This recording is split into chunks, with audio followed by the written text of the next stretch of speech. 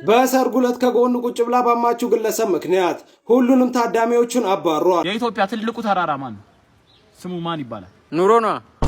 ኑሮ እዛ ሺቲ ነው የሚለብሱት። ለምንድን ነው ማለት ለምንድን ነው የምትጠይቀኝ የሚሉ ችኮች ናቸው። ገባ ለምን ጠይቃለሁ? ሰርጉ ሊደገስ 9 ቀናት ሲቀሩት አማቹን ይዞ የጠፋው ሙሽራ እያነጋገረ ይገኛል። ተፈተሻ እንዳረጉ አይዘረፍም፣ ችግር የለውም። አንደኛ ቡሌት ፕሩፍ ነው መኪናው፣ በጥይት ቢመታም እንትን ስለማይል ሴፍ የሆነ ቦታም ስለሚሄድ ሊንገር ሞቱ ይቻላል።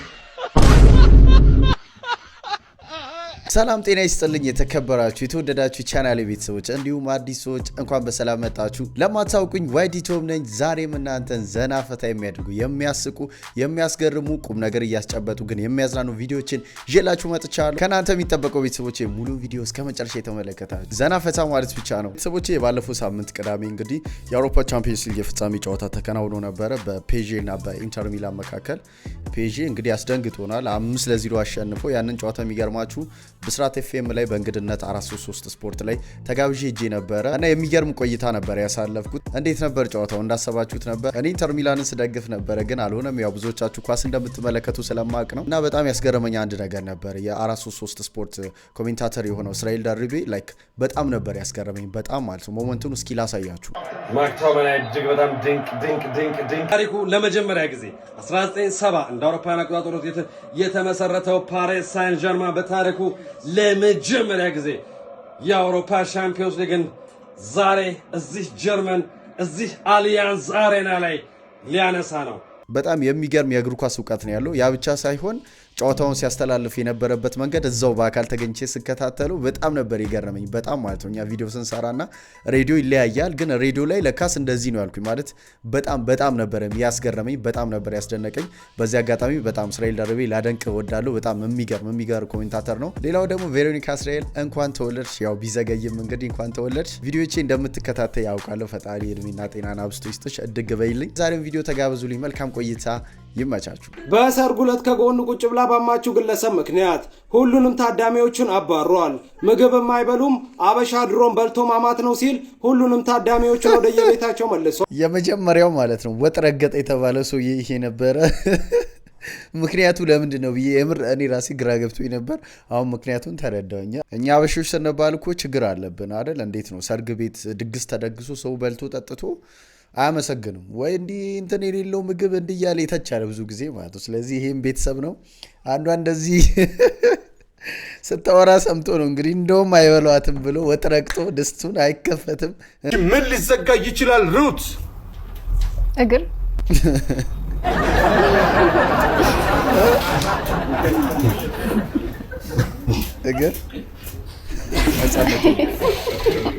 ቆልፍ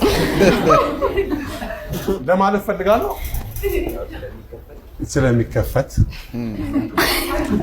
እውነት ነው አይደል? ስፔሻሊ ሴቶች እግርን መዝጋት ብዙ ጥቅም አለው፣ ብዙ ማለት ነው። እስኪ እነዚህን ህፃናትን ያቸው ማለት እንዴ አንተ የተመከፈ ነው ጭራሽ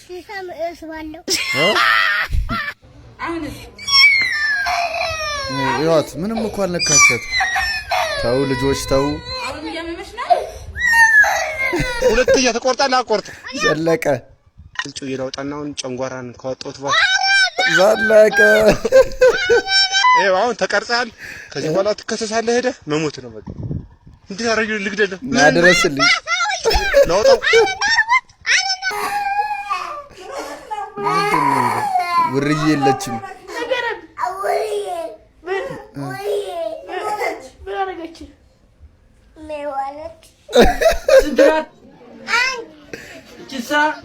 ሁለት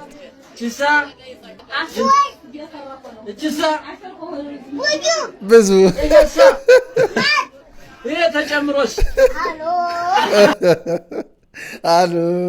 በጣም የሚገርሙ ልጆች ናቸው፣ ለየት ያሉ ልጆች። የኢትዮጵያ እናቶች እየተገረፈ ልጁ ያዘ የምትገርፍበት በቃ ግደለኝ ነው። ጤና ግደለኝ ጎረቤት ሰብስበው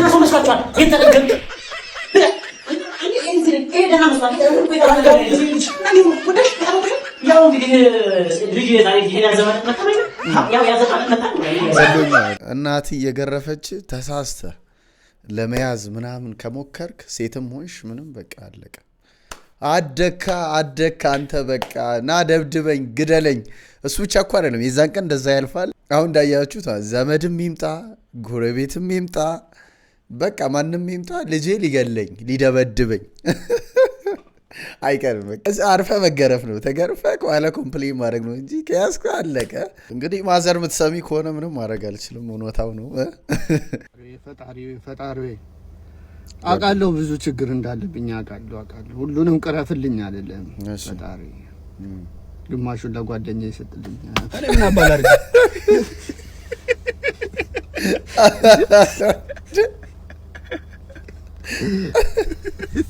እና ጓደኝነት ምኑ ላይ ነው? ትንሽ እንኳን ሼር አድርገው እንጂ እዛው ራስን ቻለ።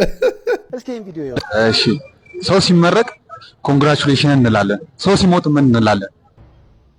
ሃፒ በርዝዴይ ሃፒ በርዝዴይ ሃፒ በርዝዴይ ሃፒ በርዝዴይ። ሰው ሲሞት ተጀምሮ ነው እንዴ? እንደዚህ እኛ ሳንሰማ ተጀምሮ ነው ወይስ? አረ ምን ልበል እኔ ምን ጉር ነው? ዳቦ ስንት ነገስተ መጣው? 20 ዳቦ ነው አተዋት አልቋል ለኔ ስንት ዳቦ ሰጠሽ? አንድ ሌላውስ? በላሁት በጊዜ ዞር ባላትኝም ታዲያ ሪልስ ምን ነው አምኜም 19 ዳቦ ምን አድርገሽ በላሹ? ምን አገባኝ ወደዛ ዞር ብዬ ራስን እንጂ ተረፍ ብቻ ተከሳይቼ ቁጭ ራሳ ጉድ ምንም ላይክ ላላገኘ አንድ እድለኛ ብሬስ በነፃ ምን እንደሚያደርጉ እየሄዱ ማለት ነው። ላይክ ያለውን ይዘላል የሌለውን እየሄደ ላይክ ይሄ ምቀኝነት እኮ በቃ ደማችን ውስጥ ነው አይደል ያለው? ደማችን ውስጥ የምሬን ነው የምላችሁ። ምንም ቪዲዮ ማለት ነው አሁን ራሱ እዚህ ቪዲዮ ላይ ማለት ላይክ የሆነ ብር ሸልማለሁ ነው ምንም ላይክ ላላገኘ ኮሜንት አድርጎ ላይክ ላላገኘበት እየሄደ የሆነ ሰው አለ በቃ ላይክ የሚያደርግ። የኢትዮጵያ ትልቁ ተራራ ማን ነው? ስሙ ማን ይባላል? ኢትዮጵያ ውስጥ የሚገኝ ትልቁ ተራራ ኑሮ ነው። አልተመለሰም። አረ ትክክለኛ መልስ ነው። እንዴት? እሺ ቅጣቱ ምንድነው? የስቲፎን ዘፈን ዘፍናል። የስቲፎን ዘፈን? አረ በስቅላት ይቀርልኝ። ለአህዮች አስደሳች ዜና ተሰምቷል። በኢትዮጵያ ለአህዮች ነፃ የሕክምና አገልግሎት እንደሚሰጥ ተገልጿል። እንደ ተባበሩት መንግስታት የምግብና ግብርና ድርጅት ዘገባ ኢትዮጵያ እንደ አውሮፓውያን አቆጣጠር በ2018 ወደ 9 ሚሊዮን የሚጠጉ አህዮች መኖሪያ ነበረች። ወደ 130 ሚሊዮን የሚጠጉ ሰዎች በሚኖሩባት በዚህ የምስራቅ አፍሪካ ሀገር አህዮች በኢኮኖሚ በማረስና እቃዎችን በማጓጓዝ ዋና ሚና ይጫወታሉ። የነዳጅ ዋጋ በጨመረበት በዚህ ወቅትም ለትራንስፖርት የተሻለ አማራጭ ይሰጣልም ነው የተባለው። በነፃ አገልግሎት የሚሰጥ የአህዮች ክሊኒክ ለኢትዮጵያ ኢኮኖሚ ወሳኝ እንደሆነም ተገልጿል። ኢትዮጵያ በአህያ ብዛት አንደኛ እንደሆነች ማይዘነጋ ነው። ኢትዮጵያ ውስጥ የምትገኙ አህዮች እንኳን ደስ አላችሁ። ከዚህ በኋላ የት ሄጄ ልታከም ምናምን ብለው አይቸገሩም። ነፃ ሆኗል ሕክምናው ለማለት ነው። የሁሉም ትቼ ገደሉንም አቋርጬ እንዴት ላድርግ የኔ ፍቅር እዞራለሁ ሀገር ላገር ናልቅርብሽ ስንከራተት መዞር እኔን ምን ሰለቸኝ ገና ብዙ እዞራለሁ እንዳጠፊ ናደራሽን ናልቅርብሽ ስንከራተት። ይሄ ልጅ በቃ ማስገረሙን ቀጥሏል። የሚገርም ልጅ ነው አይደል? የሚገርም ልጅ ማለት ነው። አስባችሁታል? ኢንስትሩመንት ገብቶበት ስቱዲዮ ገብቶ ምናምን ቢሰራ ምን ያክል ታለንትድ እንደሆነ እንደዛ ሆኖ ማየት ነው የምፈልገው። እንደዛ ብቻ ይሁን። እስቲ አሳድጄ የምር ያለበትን ነገር አሳያቸዋለሁ። ሰው መቀኛ ነው። አሁን ይሄ ጓደኛዬ ነው። በጣም ቤስት ጓደኛዬ ነው። የሚገርም ላይክ አያደርግም። ይኸው አሁን ይሄ አጎቴ ልጅ ነው። አዩ ቼክ ጭራሽ አሁን ይሄ ቢስት ቻው የልጅነት ጓደኛዬ ናት። እሺ ታያለሽ ግን ላይክ አታረግም። በቃ ሼር ምናምን እንደውም ሪፖርት የሚያደርጉን ይመስለኝ እነዚህ ሰዎች ሪፖርት የሚያደርጉን ይመስለኝ። እኔ ይገርመኛል። ባላ ሲያደርገኝ ወዳጆቼ አያደርጉኝም። እግዚአብሔር ባይዘው ቲክቶክ ላይ ነው ፌመስ እኮ ምን ቀላል ነው። ጓደኞች ቢያደርጉ ቤተሰብ ነው ምቀኛ። እነሱ ላሽ እያሉት እኮ ነው እኛ ባይራል ማንወጣው። በጣም ነው የሚገርመው። እግዚአብሔር ቤተሰቦች አደራችሁን ማለት እውነት እኮ ነው ማለት ይሄ ልጅ የልቡን ሁኔታ ቪዲዮ እያየ ሰው ማለት ላይክ እንዴት ነው የቅርብ ሰው ሲያደርግ ነው አይደል የሚደርሰው። እሱን እንኳን ተውት ማለት አንድ ሰው የሆነ ቪዲዮ አይቶ ኢንተርቴይን ከሆነ ካሳቀው ከተመቸው በቃ ላይክ ቢያደርግ እኮ በጣም ቀላል ነው። በጣም ለዛ ሰው እኮ አንድ ላይክ ነው ለአንድ ሰው አንድ ላይክ ነው። ግን በእኛ ሳይድ ላለው ያንን ቪዲዮ ተጨንቆ ሰርቶ ለሚያቀርበው ሰው ግን በጣም ነው የሚጠቅመው። በጣም ማለት ነው ከለፋ ከሰራ አይቀር የሆነ ነገር ማግኘት አለበት። ስለዚህ እናንተ ቀለል ያለች ላይክ ብታደርጉ በጣም ቀላል ነው። ስለዚህ ምን ልላችሁ ፈልጌ ነው አሁንም ይሄን ቪዲዮ ላይክ አድርጉ፣ ሼር አድርጉ እና ደግሞ ሌላው ነገር ብዙ ጊዜ ቪዲዮ ታያላችሁ ሰብስክራይብ ግን አታደርጉም። የኔን ቪዲዮ አናሊቲክሱን ባሳያችሁ በጣም ነው የሚገርማችሁ። 80% ኦልሞስት ሰብስክራይብ ያላረገ ሰው ነው ቪዲዮ የሚያየው። ቪዲዮ ከሚያዩ ሰዎች መሃል 20% ብቻ ነው ሰብስክራይብ ያደረገው። 80% ሰብስክራይብ አላረገም። ስለዚህ ቪዲዮ የሚያይ ሰው ሁሉ ሰብስክራይብ ቢያደርግ ኢን ሚሊየንስ ገብቷል የኛ ቻናል ማለት ነው። ስለዚህ እስቲ ቼክ አድርጉ። አሁን ይሄንን ቪዲዮ ላይክ አድርጉ፣ ኮሜንት አድርጉ፣ ሼር አድርጉ። ከዛ ደግሞ ቻናሉን ሰብስክራይብ አድርጉ። የታምራት ደስታ ዘፈን የወጣ ሰሞን አንድ ሰውዬ መጣና በጆሮ ዲጄቱ ነው እሱ ነው ምናምን ሲባል አንለያይ የሚለው ከፋይል ጋዝ ተከፈተ። ዘፈኑ እስኪያልቅ ማለት ፊት ለፊት ያየኝና ማለት ነው 100 ብር አውጥ አዲስ 100 ብር ነች እንዲህ ይላሉ። ከመቼ ሰጠኝ የዛኔ ማለት ነው የጊዮርጊስ ድራፍት ማለት ነው ብር 50 ብር 35 ነበር። 100 ብር ሲወጣ ሳዩ እንግዲህ እንዲህ ይላሉ። ሰውዬው እየመጣ የታምር አንለያይም እያለኝ ይመጣል። አንለያይም ወደ ቤቱ ሙሉ ዘፈኑ አለቀ። ሲያልቅ ኪሱ ውስጥ ከተተ። እንደዚህ ያሉ ሳሳስፔንስ አድርጎ አንለያይም ለካ ስለ 100 ብር ነው። ከፊት መለስ ከኋላ ቴድሮስ ሰው እኮ ኮሜንት ያድርግ ወቀድከኝ። እዩ ጩፋ እኔ ወቅት ጋር ልነካካም እኔ ባረ ጊዜ ጋር ልነካካ። እሱ ብቻ ሳይሆን ምን አየው ሌላ ኮሜንት ሮፍናን በሰይፉ ተከሽኖ ግን ብሮ አንዱን ብትመርጥ አይሻልም ወይ መላጣው ነው ወይ ራስታው ነው? አንዱን ምረጥ። Hey y'all come look at this. ሰላም ወንድሜ ሰላም ነኝ አለ። አንድ ጥያቄ ጠይቃለሁ። በቀን የምታገኘውን ገቢ እኔ እሰጥሃለሁ። እሺ አንድ አውራ ዶሮ ከኢትዮጵያና ከኤርትራ መካከል ላይ እንቁላል ጣለ። እንቁላሉ የኢትዮጵያ ነው ወይስ የኤርትራ? ምን ይል ማለ ከጣሉማ ሻርምጣ ነው የሚሆነው። እግዚአብሔር ይስጣችሁ። በተንፈሻ ቦታ ትቼ ነበር። ስለቶ ነበር። ታንክ ዩ ጭንቅላታለሁ ግም ነው ልንገርህ፣ የማይረባ ግም ቆሻሻ፣ የመጨረሻ ቆሻሻ። እንደዛ አይደረግም አይባልም። እንደዚህ ድንገር ሞቱ ይቻላል። ሲክስ ፓክ ጨርሼ ወደ ቴን ፓክ መሄድ ሰው ነኝ እኮ። ምን ሆነ ነው ቁጥር? እኛ ገንዘብ እየቆጠርን ሌላ ታሪክ ውስጥ ገብተናል። አባቴ ሞርቶ አናተ ሌጣ ከሆነ ምን ጠቅማለሁ? ማንዬ ዋናው ቢያንስ እኔ በእውቀት ነው የተመለስኩት። አንተ ባዶ ነው ሆለል አይደለህ እንዴ? ቆንጆ ጀለገግ አዴ እናቴ፣ እኔስ እሱ ጀለገግ፣ እኔስ ከረፈፍ። አረ እናት አንድ ድገሚ። አንድ ንፍጣም እንዴ አንድ ብቻ ነኝ። አንድ አለታ ናት። አይታላ ከኔ ጋር ትፎካከረ የመጨረሻ አንተ ከኔ ጋር የምትፎካከረው አለው ሁሉ ነገር አታወራ። በእናትህ ወደዛ ተኛ። አቺ ሴትዮ ልታችሁ ወደዛ አድርጊልኝ እንጂ አያ ዴ አያ የሚመስል መራገጥ በቃ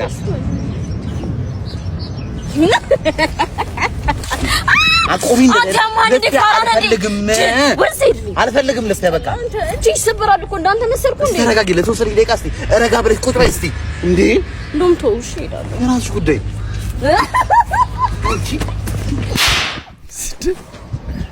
እሉ ጭራሽ አዲስ ዓለም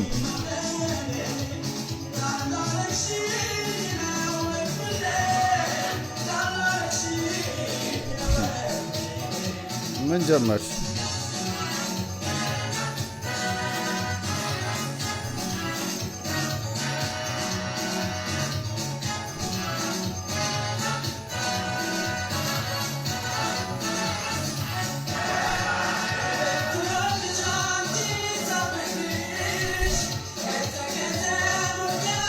አዲስ ዓለም ተይ ተይ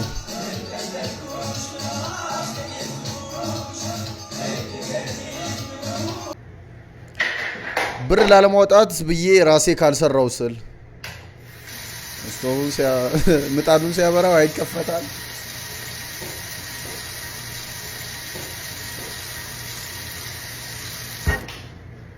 አቃጠለ መብራት አበረዘ።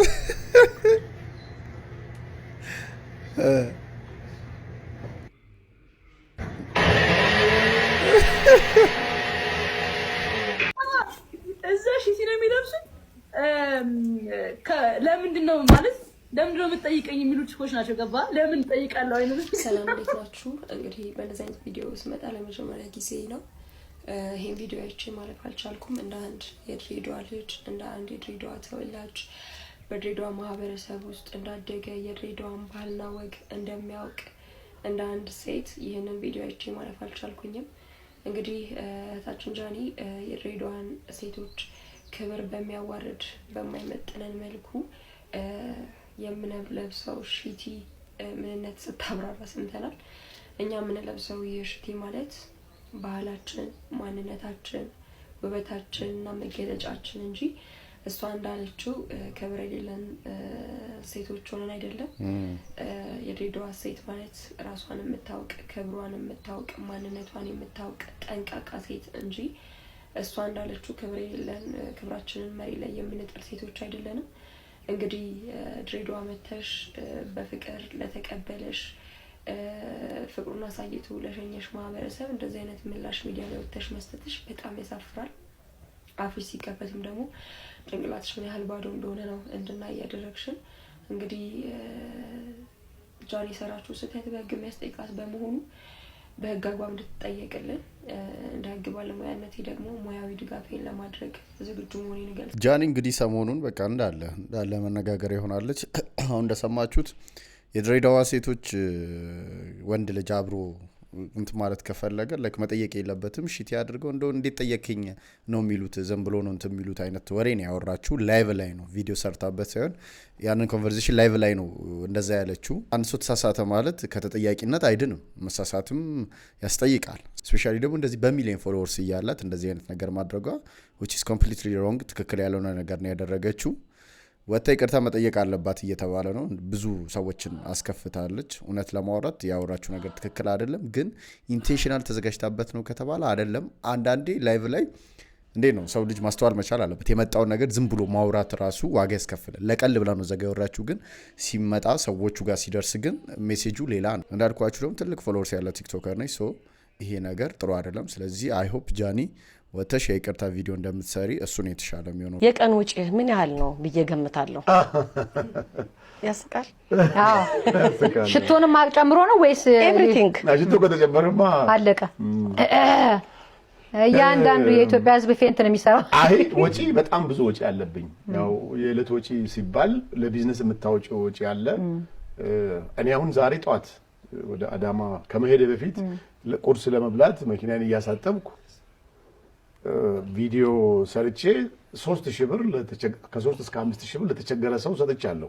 እሱን የሚጨምር ከሆነ መንሱር አያስፈልግም እኮ የማውራት ይውጣ እኮ ከነሱ ጨምረ በቀን ወጪ ለሰው ከምትረዳው አንፃር ከምትበላው አንፃር መኪና ስታሳጥብ፣ ጫማ ስታስጠርግ፣ ነዳጅንም ጨምሮ ማለት ነው። የቀን ወጪ እሱ ነው የሚከተል። እኛ እኮ በወር ልንመታው ነው። አዎ በቀን ብዙ ጊዜ አላሰላም። እኔ የማደርገው ምንድነው በሳምንት 100,000 ብር መኪና ውስጥ አደርጋለሁ።